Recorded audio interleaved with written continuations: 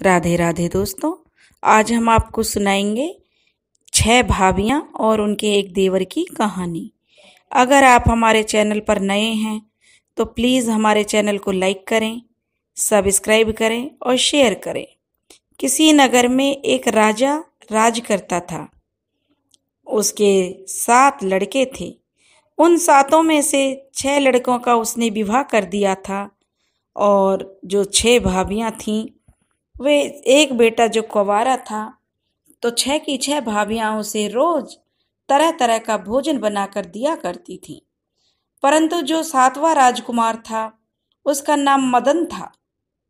उसे अपनी भाभियों के भोजन में कुछ ना कुछ कमी निकालने की आदत थी। उसकी भाभियां चाहे कितना भी अच्छा खाना बनाएं, लेकिन वह कोई ना कोई कमी निकाल देता। रोज की कमी निकालने से उसकी भाभियां चिक चिक किया करती कि एक तो इतने प्यार से भोजन बनाते हैं, दूसरा रोज नकल निकालने लगता है। एक दिन मदन की बड़ी भाभी ने सोचा, आज मैं देवर जी के लिए भोजन बनाऊंगी, फिर देखती हूँ कि मदन कैसे मेरे बनाए हुए भोजन में कमी निकालते हैं। अगले दिन मदन की बड़ी भाभी ने बड़े चाव से भोजन बनाया और मदन खाना खाने लगा। मदन खाना खा चुका तो मदन की भाभी ने बड़े ही प्यार से पूछा कि कहो देवर जी, आज भोजन कैसा रहा। इस पर मदन ने उत्तर दिया, भाभी और तो सब कुछ ठीक ठाक रहा, परंतु सब्जी कुछ फीकी लगी। इतनी सुनकर मदन की बड़ी भाभी को बड़ा गुस्सा आया और उसने गुस्से में कहा कि खाना बनाना हम क्या जाने, खाना बनाना तो समुद्र की परी जानती है, और अगर तुम उसे ले आओ तो वह तुम्हें रोज मनपसंद खाना बनाकर खिलाएगी। भाभी ने इस तरीके से व्यंग कसा कि वह बात मदन को चुभ गई। वह उसी समय उठ खड़ा हुआ और अपनी भाभी से बोला कि अब मैं इस घर में तभी भोजन करूंगा जब समुद्र की परी को ले आऊंगा। इतना कहकर मदन अपने घोड़े को तैयार करने के लिए घुड़साल में चला गया। तब उसकी भाभी ने उसे बहुत समझाया। कहा, मदन, मैंने तो तुमसे वैसे ही गुस्से में कह दिया, तुम कहाँ जा रहे हो? तुम्हें कहीं जाने की जरूरत नहीं है। मैं थोड़ी झुंझला गई थी, तुम्हारी रोज की आदत से सब भाभियां परेशान रहती हैं। मैंने बड़े प्यार से तुम्हारे लिए खाना बनाया और तुम मीन मेख निकालते हो तो मुझे झुंझलाहट हो गई। उसने उसको खूब समझाया और उसने कहा कि तुम जाओगे तो कहाँ से लाओगे परी को? मदन उसकी एक बात नहीं सुनने वाला था। वह कहने लगा, अब तो मैं परी को लेकर ही आऊंगा। उसकी भाभी ने कहा कि कैसे लाओगे, कहाँ से लाओगे? लेकिन मदन ने उसकी एक बात भी नहीं सुनी और वह उसी समय चल दिया। मदन चलते चलते एक देश की राजधानी में पहुंचा, जो कि एक दूसरा देश था। तब तक बहुत रात हो चुकी थी, इसलिए वह एक मालिन के घर ठहर गया। रात में सब लोग खाना खा चुके तो मालिन के बेटे ने मदन से कहा, भैया, यहाँ एक डाकू को सुबह सुबह फांसी दी जा रही है, क्या आप उसे देखने चलेंगे? मदन ने कहा, हाँ हाँ जरूर चलेंगे। दोनों उसे देखने के लिए सुबह सुबह चल दिए। वहां जाकर क्या देखा कि एक डाकू, जो कि बहुत ही खूबसूरत नौजवान था, बहुत मजबूत शरीर, तगड़ा, मतलब बहुत अच्छा हष्ट पुष्ट तगड़ा था, जंजीरों से जकड़ा हुआ बैठा था। वह डाकू मदन को बड़ी ही करुणा भरी नजरों से देख रहा था। इस पर मदन को उस आदमी पर तरस आ गया। वह जेल के दरोगा के पास गया और उससे कहा कि जब तक मैं वापस ना आऊं तब तक इसे फांसी ना दी जाए। और वह इतना कहकर वहां से उस राजा, जो उस देश का राजा था, उसके पास चला गया। राजा ने मदन का बहुत आदर सत्कार किया, क्योंकि वह भी एक राजकुमार था और उसके पिता को वह राजा जानता था। इसके बाद मदन ने राजा से कहा कि राजा साहब, आपके हुक्म से किसी डाकू को फांसी दी जा रही है। इस पर राजा ने मदन से कहा कि मदन, यह डाकू बहुत मुश्किल से पकड़ा गया है और इस बार इसे जरूर फांसी दी जाएगी। इस पर भी मदन कहने लगा कि इस बार इस डाकू को राजा साहब आप मेरे कहने से छोड़ दीजिए। अगर फिर इसने कोई गड़बड़ी की तो फिर इसको आप फांसी दे देना। इस पर राजा ने कहा कि इस बार मैं केवल तुम्हारे कहने पर इसे छोड़ रहा हूं। उस डाकू का नाम दिलावर सिंह था। अब दिलावर सिंह को फांसी की सजा से मुक्त कर दिया। दिलावर सिंह को राजकुमार छुड़ाकर राजकुमार मदन अपने रास्ते चल दिया। इधर दिलावर सिंह जब अपने घर पहुंचा तो उसके घर में रोना पीटना मचा हुआ था। माँ का तो रो रो कर बड़ा बुरा हाल था। बच्चे और बीवी भी बहुत विलाप कर रहे थे। तब वह हंसता हुआ अपने घर पहुंचा तो माँ से कहने लगा कि तुम सब रोना पीटना बंद करो, देखो मैं आ गया हूं। उसने सारी बात अपने घर वालों को बताई कि कैसे एक व्यक्ति ने उसे राजा की सजा से बचाया। वो डाकू की माँ कहने लगी, बेटा दिलावर, तुमने तो उस भले इंसान को घर लाए और ना ही तुमने उसके साथ जाकर उसके लिए कुछ अच्छा काम किया, क्योंकि उसने तुम्हारी जान बचाई है। वह बहुत ही भला मानस है। तुम्हें उसके साथ जाकर उसका कुछ भला करना चाहिए या उसे घर पर ले आना चाहिए। डाकू को अपनी माँ की बात उचित लगी। डाकू उसी समय घर से निकल पड़ा और पता लगाते लगाते उसी रास्ते पर पहुंच गया जिस रास्ते पर राजकुमार मदन जा रहा था। डाकू ने आवाज लगाई कि राजकुमार रुको, राजकुमार रुको। इस पर राजकुमार सोचने लगा कि मैंने ही तो इस डाकू को बचाया है, अब मुझे यह लूटने आ गया। और वह सीना तान कर खड़ा हो गया। यह देखकर डाकू हंस पड़ा और बोला, राजकुमार जी, मैं आपको लूटने नहीं आया हूं, मैं तुम्हारे साथ तुम्हारी मदद करने आया हूं। राजकुमार ने पूछा, तुम मेरी मदद क्यों करना चाहते हो? इस पर डाकू ने कहा, पहले तो आप मुझे यह बताइए कि आप कहाँ जा रहे हैं और किस काम के लिए जा रहे हैं। और इस पर मदद के उत्तर में उसने दिया कि जो राजकुमार मदन थे उसने कहा कि मैं समुद्री परी ढूंढने जा रहा हूं।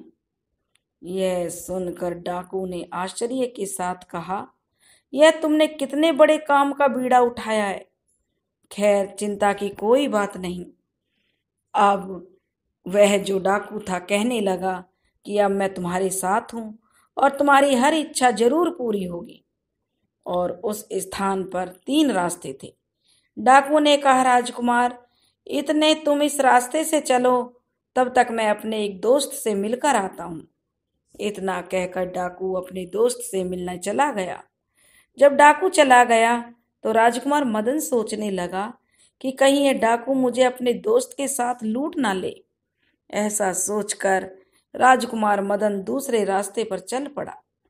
तभी दिलावर ने अपने दोस्त से मिलकर आ पहुंचा और उसने राजकुमार को दूसरे रास्ते पर जाते हुए देखा तो डाकू ने फिर से राजकुमार को पुकारने लगा और कहा, राजकुमार, शायद तुम्हें मेरा विश्वास नहीं हो रहा, तो मैं अपने घर वापस चला जाता हूं, परंतु याद रखना कि मेरी सहायता के बिना तुम्हें समुद्री परी नहीं मिल सकती। डाकू की यह बात सुनकर मदन राजकुमार बहुत शर्मिंदा हुआ और बोला कि भाई, मेरी गलती हुई, मैंने तुझे गलत समझा। अब आगे से ऐसी कोई गलती नहीं होगी। और अब राजकुमार और डाकू दोनों उसी रास्ते पर चल दिए जिस रास्ते पर समुद्र का किनारा आता था। कई दिन तक चलते चलते वे दोनों समुद्र के किनारे पर पहुंच गए। वहां पर गहरे नीले और लंबी लंबी ऊंची लहरों वाले समुद्र को देखकर एक बार तो राजकुमार मदन घबरा गया कि यहाँ पर समुद्री परी कैसे मिलेगी।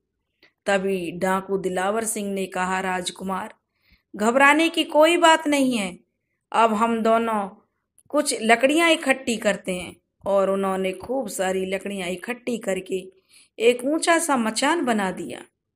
जब मचान बन गया तब डाकू ने मदन से कहा कि इस मचान में आग लगा दो। परंतु यह ध्यान रखना कि जब तक मैं आ न जाऊं तब तक यह आग बुझने न पाए। और इतना कहकर डाकू गहरे नीले समुद्र में कूद पड़ा और समुद्र में गहरे गहरे लंबे लंबे गोते लगाता हुआ वह आगे बढ़ने लगा। जब वह बीच समुद्र में पहुंचा तो उसे एक खूबसूरत महल दिखाई दिया जिसके दरवाजे अंदर से बंद थे। उसने बड़ी मुश्किल से उनको खोलकर अंदर गया और हर एक कमरे की सुंदरता को बड़े आश्चर्य से निहारने लगा कि पानी के अंदर कितना सुंदर महल बना हुआ है। यह देखते ही देखते वह एक कमरे में पहुंचा और देखा कि दूध के फैन के समान एक सुंदर परी सोई हुई है। चारों तरफ उसके नौकर चाकर बेसुध सोए पड़े हैं।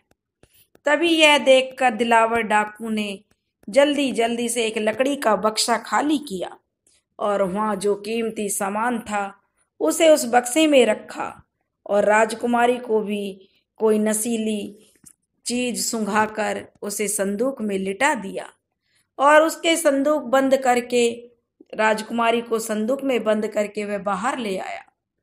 बाहर आकर दरवाजे के पास एक नाव खड़ी हुई थी। उसने संदूक को वापस उसी नाव में रख दिया और दिलावर सिंह उसको लेकर नाव की सहायता से किनारे पर पहुंचा। तो राजकुमार मदन ने जल्दी चलने की तैयारी करो, पूरा काम हो गया। उन्होंने दूर से ही अपने राजकुमार को आवाज लगाई और कहा कि इस सामान को घोड़े पर लाद कर और नाव को आग में फेंक दो। दिलावर सिंह ने कहा कि रात के समय समुद्र के किनारे पर देवता लोगों का बसेरा होता है, यदि उन्होंने देख लिया तो बड़ी मुश्किल हो जाएगी। यह कहकर वे दोनों वहां से भाग गए और चलते चलते काफी दूर जंगल में पहुंच गए जहां एक तालाब था।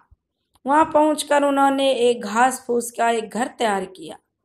उस घर के अंदर वह संदूक खोलकर परी को बाहर निकाला। दिलावर ने परी को बाहर निकाल दिया। चलते चलते रहने के कारण वे थोड़ा थक भी गए थे। बाहर की ठंडी ठंडी हवा लगी तो परी ने आंखें खोली और परी ने कहा कि मैं कहाँ पर हूँ। यह सुनकर दिलावर डाकू बोला, तुम्हें लाने वाला मैं हूँ और तुम्हारे सामने जो यह राजकुमार खड़े हैं इनके साथ तुम्हारी शादी होगी और तुम राजरानी बन जाओगी। इस पर परी ने कहा कि मुझे कोई ऐतराज नहीं है। परी ने वह बात मंजूर कर ली।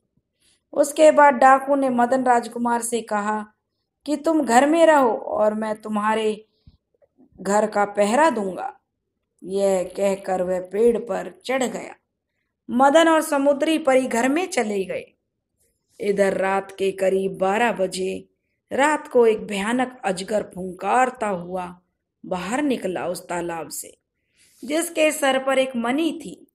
डाकू ने सोचा इसकी मणि को बिना मारे तो मिल नहीं सकती और उसने अपना जो एक तीर कमान संभाला और एक तीर तान दिया, अजगर पर मार दिया निशाना लगाकर। तीर अजगर की छाती से निकल गया जिससे कि अजगर मर गया। इसके बाद दिलावर सिंह पेड़ से नीचे उतरा और उसकी मणि उतार कर अपनी जेब में रख ली। जब सुबह वह मदन सोकर उठा तो दिलावर सिंह ने कहा कि आज मैं तुम्हारे लिए बहुत ही अनोखी चीज लाया हूं। इस पर मदन को वह अनोखी चीज देखने की इच्छा जाहिर करने लगा। उसे उत्सुकता होने लगी कि ऐसी क्या चीज है, परंतु काफी देर तक डाकू ने उसको वह चीज नहीं दिखाई। मदन की देखने की इच्छा बहुत बढ़ गई, परंतु उसने अंत में मणि राजकुमार के हाथ पर रख दी। राजकुमार मणि को देखकर बहुत खुश हुआ। डाकू से मदन ने कहा, राजकुमार मैं इस तालाब में जाऊंगा, मुझे इसमें कुछ भेद मालूम पड़ता है। राजकुमार ने डाकू को काफी मना किया, परंतु डाकू नहीं माना और जो मणि थी उसको लेकर तालाब में उतर गया। परंतु जैसे ही वह तालाब में उतरा, तालाब का पानी कम होता चला गया और उसने तालाब की दीवार में एक खिड़की दिखाई दी। डाकू खिड़की खोलकर अंदर चला गया। अंदर जाकर उसने देखा कि एक सुंदर खूबसूरत नाग कन्या अपनी सहेलियों के साथ झूले पर झूल रही है। राजकुमार की जो राजकुमारी थी उसकी कोई सखी गाना गा रही थी तो कोई सखी उसे झूला झूला रही थी। इसी बीच राजकुमार की नजर डाकू दिलावर सिंह पर पड़ी तो उसने उससे कहा, तुम यहाँ से फौरन चले जाओ, वरना मेरे पिताजी आ गए तो एक ही फुंकार में तुम्हें मार डालेंगे। यह सुनकर डाकू हंसने लगा और कहने लगा कि तुम्हारे पिता को तो मैंने ही मार दिया है, तभी तो मैं यहाँ तक आया हूँ। नाग कन्या को विश्वास नहीं हुआ तो डाकू ने उसके पिता की मणि को दिखाया। मणि को देखकर नाग कन्या रोने लगी। कुछ देर तक उसका रोना सुनकर डाकू ने नाग कन्या से कहा, अब रोने से कोई फायदा नहीं, मेरा एक दोस्त तालाब के किनारे ठहरा हुआ है, यदि तुम उसके साथ शादी करना चाहो तो शादी कर लो, राजरानी तुम बन जाओगी। डाकू की बात सुनकर नाग कन्या ने कहा, मैं आपके दोस्त को बिना दिखे कैसे कह सकती हूँ, आप उन्हें यहाँ ले आइए। यह सुनकर डाकू तालाब से बाहर आ गया और आकर सारी बात उसने मदन को बताई। मदन ने इस बात को मंजूर कर लिया और डाकू के साथ परी को लेकर तालाब में उतर गया। नाग कन्या ने जब राजकुमार मदन को देखा तो शादी के लिए हाँ कर दी और सब लोग तालाब से बाहर आकर उसी घर में रहने लगे। कई दिन वहां रहने के बाद डाकू दिलावर जो था उसने सबसे कहा कि मैं अपने दोस्त से मिलने जा रहा हूँ, जब तक कि मैं वापस ना आऊं तुम लोग कहीं बाहर नहीं निकलना। सबसे यह बात समझाकर डाकू अपने दोस्त से मिलने चला गया। काफी दिन घर में रहने के बाद मदन की तबीयत थोड़ी सी खराब हो गई। उसने दोनों परियों से कहा, मैं थोड़ा घर के बाहर घूम कर आता हूँ, तुम दोनों यहीं पर रहना। इतना कहकर राजकुमार मदन घर से बाहर निकल गया और चारों ओर घूम फिर कर एक चट्टान पर जाकर लेट गया। मौसम की ठंडी हवा बह रही थी। ठंडी हवा लगने से मदन को जल्दी ही नींद आ गई। इधर उसके नींद आने पर उसकी जेब से वह मणि निकलकर जमीन पर गिर पड़ी। उस समय एक लकड़हारा उसी रास्ते पर लकड़ी काटने जा रहा था। उसने देखा कि कोई चीज पड़ी हुई चमक रही है। वह राजकुमार के पास आया और उसने देखा कि राजकुमार के पास एक मणि पड़ी है और राजकुमार इस सब बातों से बेखबर सो रहा है। उसने यह मणि उठा ली और उसे अपने साथ लेकर अपने घर चला गया। थोड़ी देर बाद जब मदन उठा तो उसे मणि को अपने जेब में न देखकर बहुत परेशान हुआ और कहने लगा, हे भगवान मेरी मणि कहाँ गई, हे भगवान मेरी मणि कहाँ गई, कहता हुआ वह घर की तरफ दौड़ पड़ा। घर का कोना कोना उसने देख छान मारा कि कहीं मैं घर पर तो नहीं भूल गया। मणि को उसने बाहर भी ढूंढा। यह देखकर नाग कन्या और समुद्री परी दोनों आश्चर्यचकित हुई कि क्या बात हुई है, परंतु मदन मणि खो जाने पर पागल सा हो गया और ना जाने किस किस शहर में निकल गया और कई दिनों तक वह घर नहीं आया। मदन के घर नहीं आने के कारण समुद्री परी ने घबराकर नाग कन्या से कहा, पता नहीं राजकुमार कहाँ चले गए हैं, इतने दिन से घर नहीं आए, चलो बहन बाहर चलकर उन्हें ढूंढना चाहिए। नाग कन्या बहुत होशियार थी।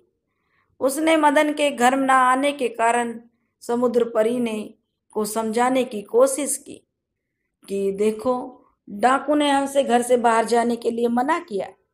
समुद्र परी ने कहा, बहन तुम बाहर मत जाओ, तुम एक बार राजकुमार को बाहर जाने का परिणाम तो देख चुकी हो, और यदि इस बीच डाकू आ गया तो क्या कहेगा। परंतु समुद्री परी नहीं मानी।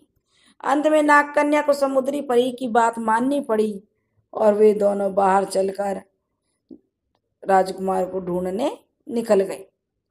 जब वे दोनों इधर उधर घूम रही थीं, तभी किसी शहर का एक राजकुमार शिकार खेलता हुआ वहां आ पहुंचा।